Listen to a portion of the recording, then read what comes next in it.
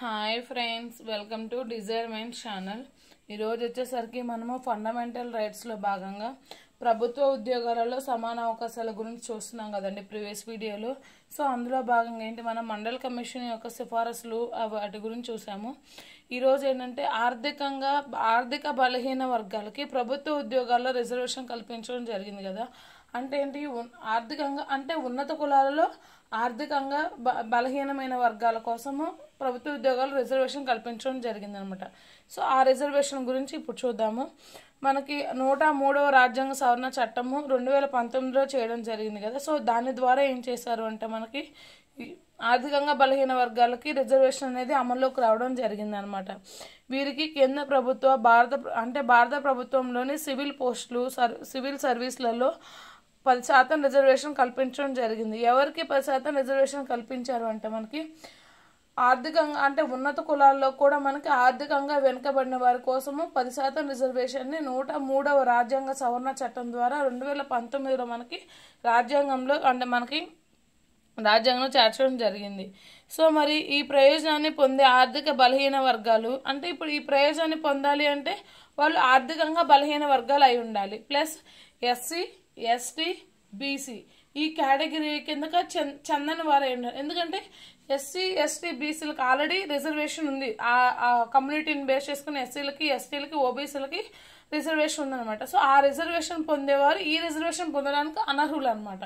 కేవలం ఏ రిజర్వేషన్ వర్తించని వారు ఉంటారు కదండి, జనరల్ అభ్యర్థులు ఉంటారు కదా. సో ఏ రిజర్వేషన్ వర్తించని వ్యక్తికి ఏంటంటే ఇప్పుడు మీకు ఇంకా చెప్పాలంటే ఇప్పుడు ఎక్స్ అనే అభ్యర్థి తీసుకున్నాము.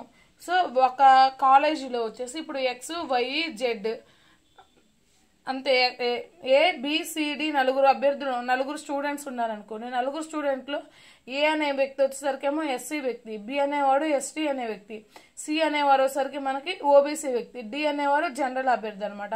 సో ఈ ముగ్గురికి ఏబిసిడి నలుగిట్లో మనకి మామూలుగా రిజర్వేషన్ ఎవరికి వర్తించిద్ది? ఏకి, బికి, సి అంటే ఎస్సీ, ఎస్టీ, బీసీలకు మాత్రమే జనరల్గా రిజర్వేషన్ అనేది రాజ్యాంగం అమలు చేస్తుంది.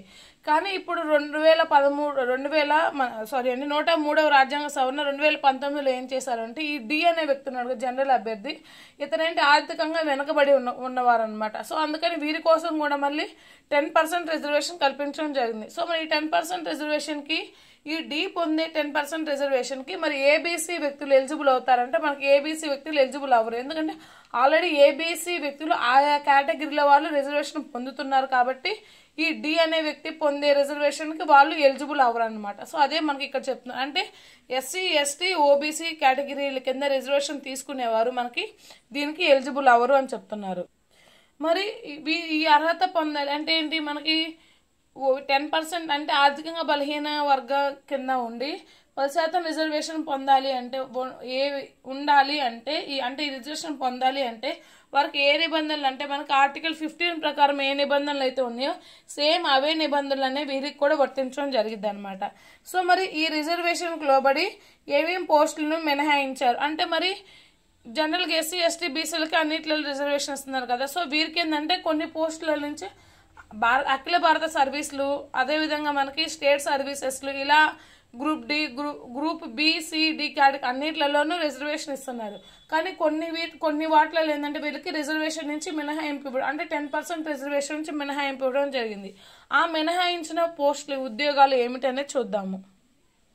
మనకి రిజర్వేషన్ అంటున్నాం కదా. సో ఆ రిజర్వేషన్ మనకి అన్ని కేటగిరీలకు ఎవరండి గ్రూప్ ఏ సర్వీసులు ఉంటాయి కదండి. సో వాటిలలో మనకి ఈ రిజర్వేషన్ అనేది వర్తించదు అని చెప్తున్నారనమాట.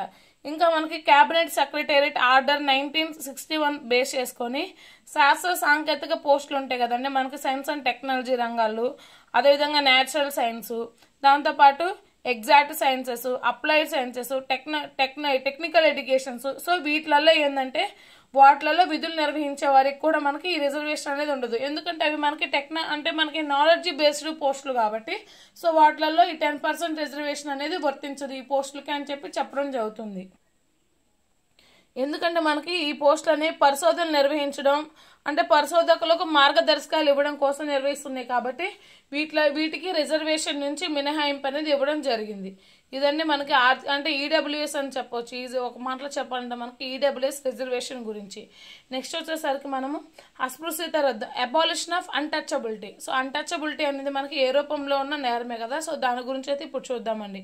మరి అస్పృశ్యత నివారణ చట్టం అంటున్నాము. సో మరి అసలు ఈ అస్పృశ్యత అనే దాన్ని మనకి ఎక్కడ పేర్కొన్నారంటే మనకి రాజ్యాంగంలోనే పేర్కొనడం జరిగిందండి. ఎందుకు అంటే మనకి రాజ్యాంగం అమల్లోకి వచ్చే నాటికే మనకి అస్పృశ్యత అనేది భారతదేశంలో తీవ్ర స్థాయిలో ఉంది.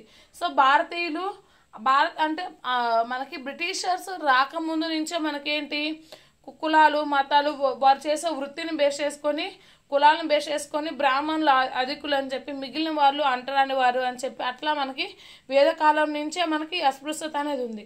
బ్రిటిష్ వారి కాలానికి వచ్చేసరికి ఏమైంది, అస్పృశ్యత అనేది ఇంకా ఎక్కువ అయిపోయింది అనమాట. సో అందుకని మన రాజ్యాంగ నిపుణులు ఏం చేశారు అంటే మనకి రాజ్యాంగం అంటే ఆఫ్టర్ ఇండిపెండెన్స్ ఈ అస్పృశ్యత అనేది అంటే అంటరానితనం అనేది ఉండరాదు అని చెప్పి దీన్ని రాజ్యాంగంలోనే పేర్కొనడం జరిగింది అనమాట. సో మరి రాజ్యాంగంలో పేర్కొన్నారంటే ఖచ్చితంగా దానికి సంబంధించి ఆర్టికల్ ఉండాలి. మరి ఏ ఆర్టికల్ ప్రకారము మనకి అన్టచబిలిటీ నేరం అంటే మనకు ఆర్టికల్ 17 ప్రకారము అన్టచబిలిటీ అనేది నేరం అండి. సో ఆర్టికల్ 17 ప్రకారం అస్పృశ్యత అనేది రద్దు చేయడం అనేది. సో ఇది ఏ రూపంలో ఉన్నా సరే దీన్ని పాటించకూడదు అనమాట. సో దీని అమలులో ఎటువంటి అసమర్థత కనిపించినా ఏదైనా లోపాలు కనిపించినా కానీ అంటే దాన్ని చట్ట ప్రకారం శిక్షార్హులు అవుతారు. ఇప్పుడు అంటరానితనాన్ని నిషేధించడం జరిగింది. సో అలా నిషేధించిన అంటరానితనాన్ని అమలు చేయాలి కదా మరి గవర్నమెంట్. అది గవర్నమెంట్ మనకి పార్లమెంట్ శాసనం చేస్తే కార్యనిర్వాహక వర్గం ఏం చేయాలి, దాన్ని అమలు చేయాలన్నమాట. సో ఈ కార్యనిర్వాహక వర్గం అమలు చేయడంలో జాప్యం చేసిన, నిర్లక్ష్యం వహించిన, దానివల్ల ఎవరైనా బాధితులు ఇంకా ఎక్కువ బాధపడిన వారు చట్ట ప్రకారము వారు కూడా ఎవరైతే మనకి బాధితుల పట్ల న్యాయం చేయాల్సిన వారిని నెగ్లెక్ట్ చేశారు అంటే సో వారు కూడా మనకి దీని ప్రకారం ఏంటంటే శిక్షార్హులు అవుతారు. మనకి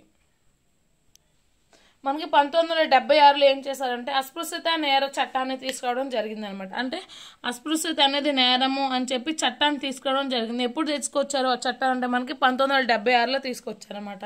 ఇలా తీసుకొచ్చిన చట్టానికి ఏం చేశారంటే 1955లో సవరణ చేసి ద అన్టచబిలిటీ అఫెన్సెస్ యాక్ట్గా మార్చి అసలు దీన్ని ఎలా మార్చారంటే మనకి పౌర హక్కుల చట్టంగా అంటే ప్రొటెక్షన్ ఆఫ్ సివిల్ రైట్స్ యాక్ట్గా దీన్ని పేరు మార్చడం జరిగింది.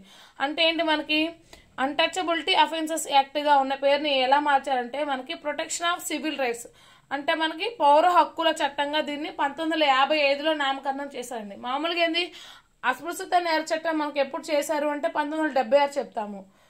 అంతకుముందు ఎలా ఉండేదంటే మనకి పౌర హక్కుల చట్టంగా నామకరణం చేయబడేది ఉండేది అనమాట. సో మరి ఈ చట్టం చేశారు కదా. సో ఈ చట్టాన్ని మనము చట్టం ప్రకారం ఏమిటంటే మనకి ఎవరైతే మనకి ఈ అన్టచబిలిటీని పాటిస్తారో వారు చట్ట ప్రకారము శిక్షార్హులు అవుతారనమాట. ఏ చట్టం ప్రకారం అంటే మనకి ఈ పౌర హక్కుల చట్టం ఉంది కదండి. సో దీని ప్రకారము ఎవరైతే ఒక వ్యక్తిని అతను పుట్టిన ప్రదేశాన్ని బేస్ చేసుకొని లేదంటే అతను పుట్టిన కులాన్ని బేస్ చేసుకొని అతను అంటరాని వాడు అని చెప్పి దూరంగా పెట్టడం, అతను వస్తువులన్నిటిని దూరంగా పెట్టడం, సమాజం నుంచి వెలివేయడం, సో ఇలాంటివన్నీ చేయడం ఏంటంటే మనకి అంటరానితనం కిందకు వస్తాయి అనమాట. సో అంటరానితనాన్ని ఇలా పాటించే వారిని ఏం చేస్తారంటే చట్ట ప్రకారం శిక్షించడం జరుగుతుంది. మరి అస్పృశ్యత అనే పదానికి మనకి రాజ్యాంగంలో వివరణ ఉందా అంటే మనకి అస్పృశ్యత అనే పదం గురించి అసలు రాజ్యాంగంలో ఎక్కడా కూడా మనకి పేర్కొనలేదు. మరి అస్పృశ్యత గురించి రాజ్యాంగంలో ఆర్టికల్ అయితే పెట్టారు కానీ దాని గురించి సమగ్రంగా అయితే మనకి రాజ్యాంగంలో ఎక్కడా కూడా పేర్కొనలేదండి. ఈ వర్డ్ మాత్రం గుర్తుపెట్టుకోవాలి ఖచ్చితంగా. అంటే మనకి రాజ్యాంగంతో పాటు మనకి పైన చట్టం పేర్కొన్నాం కదండి పౌర హక్కుల చట్టం అని చెప్పి, ఆ రెండు కూడా అసలు ఎక్కడ మనకి అస్పృశ్యత అనే పదం గురించి అసలు నిర్వచనం అనేది ఇవ్వలేదన్నమాట. కానీ మైసూర్ హైకోర్టు ఏం చేసిందంటే మనకి 17వ ఆర్టికల్ ప్రకారం అస్పృశ్యత అంటరానితనం అనే పదాన్ని కులతత్వ నేపథ్యంగా అంటే ఏంటి ఇప్పుడు మనకి అంటరాని వారు అని చెప్పి మనం దేన్ని బేస్ చేసుకొని చెప్తున్నారు, ప్రస్తుతం ఉన్న సమాజంలో వారి యొక్క కులాన్ని బేస్ చేసుకొని చెప్తున్నారు అనమాట. అలా ఈ అస్పృశ్యత అనేది కులతత్వాన్ని పెంపొందిస్తుంది. ఇది ఒక దురాచారము, అంటే దేశ చరిత్రలో ఇది అనాది కాలం నుంచి అలానే వస్తున్నటువంటి దురాచారము, ఇది ఒక సామాజిక రుగ్మత అని చెప్పి మనకి మైసూర్ హైకోర్టు పేర్కొనడం జరిగిందండి. దీని గురించి ఎక్కడ పేర్కొన్నారు, సుప్రీంకోర్టా లేకపోతే మద్రాస్ హైకోర్టా లేదంటే అలహాబాద్ హైకోర్టా ఇలా మనకు అడుగుతారు. మనకి దేశంలో కొన్ని కొన్ని కోర్టులు అనేవి చాలా ఇంపార్టెంట్ అనమాట చరిత్ర ప్రకారం చూసుకుంటే. సో అలాంటివి ఇచ్చి మనకి కన్ఫ్యూజన్ చేస్తారు కాబట్టి ఏ కోర్టు మనకి ఈ అస్పృశ్యత మీద ఒక అంశాన్ని పేర్కొంది అని చెప్పి అడుగుతారండి. మైసూర్ హైకోర్టు మనకి ఇక్కడ పేర్కొంది, అది మాత్రం మర్చిపోవద్దు. అదేవిధంగా మనకి 17వ ఆర్టికల్లో పేర్కొన్నటువంటి ఈ హక్కు అనేది ప్రైవేటు వ్యక్తులకు వ్యతిరేకంగా ఉన్నది కావున ఈ హక్కుకు ఎటువంటి భంగం కలగకుండా తగిన చర్యలు తీసుకోవాలి. అంటే తగిన చర్యలు తీసుకునే బాధ్యత రాజ్యాంగానికి. అంటే రాజ్యాంగానికి అంటే ఏంటి, ఆటోమేటిక్గా రాజ్యాంగాన్ని ఎవరు అమలు చేస్తారు, రాజ్యం అనేది అమలు చేస్తుంది. సో రాజ్యం యొక్క బాధ్యత అని చెప్పి ఎవరు పేర్కొన్నారంటే సుప్రీంకోర్టు అండి. అంటే ఆర్టికల్ 17 అనేది ప్రైవేటు వ్యక్తులకు వ్యతిరేకంగా ఉన్నది. సో అలాంటి హక్కుకి ఎటువంటి భంగం అంటే మనకి అస్పృశ్యత నివారణ చట్టానికి అంటే అస్పృశ్యత నివారణ అనే దానికి భంగం కలిగించకుండా ఎవరు చర్యలు తీసుకోవాలి అని చెప్తున్నారంటే మనకి రాజ్యం అనేది రాజ్యాంగం ద్వారా చర్యలు తీసుకోవాలి అని చెప్పి మనకి సుప్రీంకోర్టు పేర్కొందండి. ఎవరు పేర్కొన్నారని చెప్తారు మనకి అస్పృశ్యత లేదంటే అంటరానితనం అబాలిషన్ ఆఫ్ అన్టచబిలిటీలో 2 కోర్టులు రావడం జరిగిందండి. ఒకటి మైసూర్ హైకోర్టు, 2 దశలు సుప్రీంకోర్టు. ఎవరు ఏ అంశాన్ని పేర్కొన్నారు అని చెప్పి అడుగుతారు. ఇలాంటివి మనకి ఎక్కువ కన్ఫ్యూజను ప్లస్ తెలిసి కూడా మనం రాంగ్ పెట్టే ఛాన్సెస్ అనేవి ఇక్కడే ఉంటాయండి. సో ఇలాంటివి వచ్చినప్పుడు మాత్రం కొంచెం జాగ్రత్తగా గుర్తుపెట్టుకోండి. నెక్స్ట్ హక్కు వచ్చేసరికి మనకి బిరుదుల రద్దు అంటే ఏంటి, అబాలిషన్ ఆఫ్ టైటిల్స్. మరి అబాలిషన్ ఆఫ్ టైటిల్స్ అంటున్నారు అంటే ఏంటి, మనకి బిరుదులు అనేవి రద్దు. సో మరి బిరుదుల రద్దు అనేది మనకి రాజ్యాంగంలో పేర్కొన్నారంటే పేర్కొన్నారండి. రాజ్యాంగంలోని మరి రాజ్యాంగంలో పేర్కొన్నారంటే ఖచ్చితంగా ఆర్టికల్ ఉంటుంది. సో ఏ ఆర్టికల్ ప్రకారం మనకి బిరుదుల్ని రద్దు చేశాము అంటే మనకి ఆర్టికల్ 18 అండి. ఆర్టికల్ 17 ఏం చెప్తుంది మనకి అస్పృశ్యత రద్దు, అస్పృశ్యత గురించి చెప్తే అంటే అబాలిషన్ ఆఫ్ అన్టచబిలిటీ గురించి చెప్తుంటే బిరుదుల రద్దు అంటే అబాలిషన్ ఆఫ్ టైటిల్స్ గురించి ఏ ఆర్టికల్ చెప్తుందంటే రాజ్యాంగంలో మనకి ఆర్టికల్ 18 అనేది చెప్తుందండి. సో మరి ఆర్టికల్ 18 ఏం చెప్పి బిరుదులు రద్దు అంటుంది. కానీ మన భారతదేశంలో ఏం చేస్తాం మరి పద్మభూషణ్, పద్మవిభూషణ్, భారత రత్న ఇలాంటి బిరుదులన్నింటినీ మనకి ఇవ్వడం జరుగుతుంది. సో మరి అలాంటి బిరుదులు ఎందుకు ఇస్తామంటే ఈ బిరుదుల రద్దు అనేది కొన్నిటికి మినహాయింపు ఉందండి. సో అవి ఏ ఏ రంగాలలో ఎవరికి మినహాయింపు ఉందనేది చూద్దాము మనకి ఇక్కడ. అంటే మెయిన్గా మనకి బిరుదులు అనే వాటిని రద్దు చేశారు కదా. సో మరి దీనికి సంబంధించిన మెయిన్గా 4 అంశాలు ఉన్నాయి. ఆ అంశాలు ఏమిటంటే, ఒకటి సైనికపరమైన, విద్యాపరమైన విశిష్ట యోగ్యతను తప్పించి రాజ్యము ఏ వ్యక్తికి కూడా మనకి ఏ బిరుదులని కూడా ఇవ్వరాదు అనమాట. అంటే ఇప్పుడు ఒక వ్యక్తి సైన్స్ అండ్ టెక్నాలజీ రంగంలో కానీ లేదంటే మనకి విద్యాపరంగా కృషి చేస్తున్నారు. సో అలాంటి వ్యక్తులకి తప్ప మనకి ఏ భారతీయుడైనా కానీ విదేశీయులే కానీ ఎవరికైనా సరే మనకి బిరుదులు అనేవి ఇవ్వడము నేరం, అంటే బిరుదులు అనేవి ఇవ్వరాదు అనమాట. అదేవిధంగా ఏ పౌరుడైనా సరే విదేశీ రాజ్యం నుంచి ఏ బిరుదును కూడా తీసుకోకూడదు. ఇప్పుడు ఎక్స్ అనే వ్యక్తి ఉన్నాడు, వై అనే కంట్రీ నుంచి అతనికి వై అనే కంట్రీ ఏం చేసింది, ఇతను చేసే పని నచ్చి ఇతనికి అంటే అతను సోషల్ సర్వీస్ ఏం చేయట్లేదు అనమాట, కానీ అతనికి ఒక బిరుదు ఇచ్చింది. సో అలా బిరుదు ఇచ్చినప్పుడు ఎక్స్ అనే వ్యక్తి వై అనే కంట్రీ ఇచ్చిన బిరుదుని తీసుకోవచ్చు అంటే తీసుకోకూడదండి. ఏ పౌరుడైనా సరే విదేశాలు ఇచ్చేటువంటి బిరుదుని మనకి తీసుకోకూడదు. ఇప్పుడు ఏదైనా ఒక వ్యక్తి ఉన్నాడండి, అతను భారతదేశంలో ఒక లాభసాటి పదవిని పొందుతున్నాడు, అదేవిధంగా విశ్వాసకరమైన పదవిని నిర్వహిస్తున్నట్టు ఉన్నాడు. సో అలాంటి వ్యక్తి అలాంటి వ్యక్తి ఎవరైనా సరే అది భారతీయుడైనా విదేశీయుడైనా కానీ రాష్ట్రపతి యొక్క సమ్మతి లేకుండా అతను బిరుదులు అనే వాటిని తీసుకోకూడదు. అంటే విదేశీ రాజ్యం నుంచి అతను బిరుదులు అనే వాటిని తీసుకోకూడదు. అదేవిధంగా మనకి రాజ్యం ఆధీనంలో ఉన్నటువంటి పదవులు ఉంటాయి కదండి. సో అలాంటి పదవులు నిర్వహించే పౌరులైనా కానీ విదేశీయులైనా కానీ మనకి రాష్ట్రపతి అనుమతి లేకుండా ఏ బిరుదుని కూడా తీసుకోవడానికి వీల్లేదు. ఒక వ్యక్తి ఒక బిరుదుని తీసుకుంటున్నాడు అంటే ఖచ్చితంగా మనకి భారత రాష్ట్రపతి అనుమతి ఉన్నవారు మాత్రమే ఆ బిరుదును తీసుకోవడానికి ఎలిజిబుల్ అవుతారనమాట.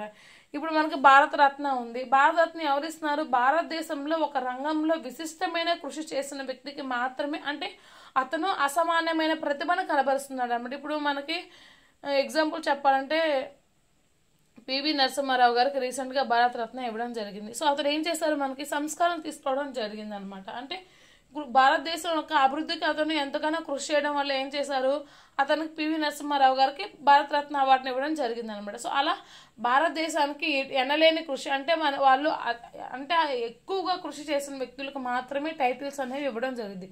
ఆ టైటిల్ కూడా వాళ్ళు పేరుకి చివర తగిలించుకోకూడదండి, అది కూడా ఒక కండిషన్ ఉంది మనకి. ఇంకా మనకి కొన్ని వలసవాదులు అంటే బ్రిటిష్ వారు ఉన్నప్పుడు ఏం చేశారు అంటే మనకి బ్రిటిష్ పాలకులు ఏం చేశారు, కొన్ని ఉన్నత వంశాలు అంటే అప్పట్లో మనకి రాజవంశాలు అలా ఉండే కదండి. సో ఆ రాజవంశాల వారికి ఏం చేశారు, వారసత్వ బిరుదులు ఇచ్చారు. మహారాజా అని, రాజా బహదూర్ అని, రామ్ బహదూర్ అని, రామ్ సాహెబ్, దివాన్ బహదూర్ అని మొదలైనటువంటి బిరుదులన్నింటినీ ఇవ్వడం జరిగింది అనమాట. సో అలాంటి బిరుదులు ఏంటి, సమాన హోదా అనే సూత్రానికి విరుద్ధంగా భారతదేశంలో ఏంటి అందరూ సమానమే అని చెప్పి మనం చెప్తున్నాము. మరి అందరూ సమానమే అన్నప్పుడు మరి రాజా బహదూర్ ఇలాంటి టైటిల్స్ ఉన్న వారు ఏంటి కొంచెం స్పెషల్గా కనిపిస్తారు అనమాట. సో అందరూ సమానమే అనే దానికి ఈ బిరుదులు అనేవి ఒక అవరోధంలాగా ఉన్నాయి. కాబట్టి ఏం చేస్తారు, రాజ్యాంగ నిపుణులు ఏం చేశారు, సో ఈ టైటిల్స్ మొత్తాన్ని కూడా రిమూవల్ చేయడం జరిగింది అనమాట. అంటే అబాలిష్ చేసేసారు, టైటిల్స్ మొత్తాన్ని తొలగించేసి అందరూ సమానమే, భారతీయులు అందరూ సమానమే అని చెప్పి ఏ పౌరులకు కూడా అంటే శాస్త్ర సాంకేతిక రంగాల్లో, విద్యా రంగము, సోషల్ సర్వీస్లో తప్ప మిగిలిన వాటిల్లో కూడా ఎటువంటి బిరుదులు తీసుకోకూడదని చెప్పడం జరిగింది. దానికోసం మనకి ఏం చేశారంటే రాజ్యాంగంలో ఆర్టికల్ 18 అనే దాన్ని తీసుకొచ్చి టైటిల్స్ అంటే అబాలిషన్ ఆఫ్ టైటిల్స్ అనే దాన్ని తీసుకోవడం జరిగింది. కానీ భారత ప్రభుత్వం ఏం చేసింది, 1996 సంవత్సరంలో భారత రత్న, పద్మభూషణ్, పద్మవిభూషణ్, పద్మశ్రీ వంటి జాతీయ పురస్కారాలన్నీ కూడా రాజ్యాంగబద్ధమే అని చెప్పి మనకి సుప్రీంకోర్టు తీర్పునిచ్చింది అనమాట. అంటే ఇవి ప్రత్యేక పురస్కారాలే కానీ బిరుదులు కావు. ఇవేంటి మనకి వాళ్ళు భారతదేశానికి ఎనలేని కృషి చేయడం వల్ల వాళ్ళకి ఇచ్చినటువంటి ప్రత్యేకమైనటువంటి ఇవి ఒక అవార్డ్సే కానీ బిరుదులు అనేవి కాదు అని చెప్పి సుప్రీంకోర్టు పేర్కొనడం జరిగింది అనమాట. అయితే ఈ పురస్కారాలని పేరుకు ముందు కానీ అదేవిధంగా పేరుకు వెనక్కి కానీ అసలు పెట్టుకోవడం అనేది జరగదు, అంటే పెట్టుకోకూడదు అని చెప్పి మనకి సుప్రీంకోర్టు పేర్కొనడం జరిగింది. ఇప్పుడు ఎగ్జాంపుల్ ఎక్స్ అనే వ్యక్తి ఉన్నారండి. సో ఇప్పుడు ఎక్స్ అనే వ్యక్తి సోషల్ సర్వీస్ చేశాడు, సోషల్ సర్వీస్ బాగా చేశాడు భారతదేశంలో. సో అతను సోషల్ సర్వీస్ చేయడం వల్ల కొన్ని వర్గాలు ఉంటాయి కదండి, సో కొన్ని వర్గాలకి మేలు జరిగింది అనుకోండి. సో అలాంటప్పుడు అతను ఏం చేస్తుంది, భారత ప్రభుత్వం అనేది ఒక పురస్కారం ఇచ్చి సత్కరించింది. ఫర్ ఎగ్జాంపుల్ పద్మభూషణం, పద్మవిభూషణం ఏదో ఒక పురస్కారం ఇచ్చింది అనమాట. అలా ఇచ్చిన పురస్కారాన్ని ఈ ఎక్స్ అనే వ్యక్తి తీసుకున్నారు కదా. సో ఆ వ్యక్తి తన పేరుకు ముందు కానీ తన పేరు చెప్పుకునేటప్పుడు Bharat Padma Shri ex, Padma Bhushan ex, Padma Vibhushan ex అని చెప్పి అలా పేరుకు ముందుగా అంటే ఎక్స్ పద్మభూషణ్, ఎక్స్ పద్మవిభూషణ్ అలాగా పేరుకు చివర కానీ పేరుకు ముందుగా టైటిల్స్ పెట్టుకోకూడదు. ఒకవేళ ఈ గ్రహీతలు కనుక అలా టైటిల్స్ పేరుకు ముందుగాని చివరి కానీ పెట్టుకుంటే వారు తన యొక్క పురస్కారాలనే కోల్పోవాల్సి వస్తుంది అని చెప్పి మనకి సుప్రీంకోర్టు అభిప్రాయపడింది అనమాట. మరి ఈ పురస్కారాలను మనకి ఎప్పటి నుంచి ఇస్తున్నారు అంటే 1954 నుంచే మనకి ఈ జాతీయ పురస్కారాలు అనేవి ఏర్పాటు చేయడం జరిగిందండి. మధ్యలో ఏం చేశారంటే మొరార్జీ దేశాయ్ ప్రభుత్వం ఉన్నప్పుడు ఏం చేశారు అంటే 1977లో ఈ జాతీయ పురస్కారాల మొత్తాన్ని కూడా ఆపివేయడం జరిగింది. తర్వాత మళ్ళీ మనకి 1980లో ఇందిరాగాంధీ ప్రభుత్వం రావడం జరిగింది. ఎప్పుడైతే ఇందిరాగాంధీ ప్రభుత్వం రావడం జరిగిందో సో ఈ బిరుదులన్నింటినీ మళ్ళీ బిరుదులు కాదండి పురస్కారాలు మళ్ళీ పునరుద్ధరించి అప్పటి నుంచి ప్రతి సంవత్సరం కూడా మనకి పురస్కారాలు అనేవి ఇవ్వడం జరుగుతుంది. సో ఈ పురస్కారాలు అనేవి ఇస్తున్నారు కదా అని చెప్పి పేరుకు ముందు కానీ పేరుకు వెనక కానీ మనకి పెట్టుకోవడం ఆర్టికల్ 18 ప్రకారం నేరం అండి. ఇది ఫ్రెండ్స్ ఈరోజు వీడియో. నెక్స్ట్ వీడియో వచ్చేసరికి మనకు స్వేచ్ఛ హక్కు ఉంది కదా. సో స్వేచ్ఛ హక్కులో మనకి 6 రకాలు ఉంటాయండి. సో దాని గురించి అయితే నెక్స్ట్ క్లాస్లో చూద్దాము. ఇది ఫ్రెండ్స్ ఈరోజు video. If you like my videos please like, share and subscribe to Dzire my channel friends. Thank you for watching my videos.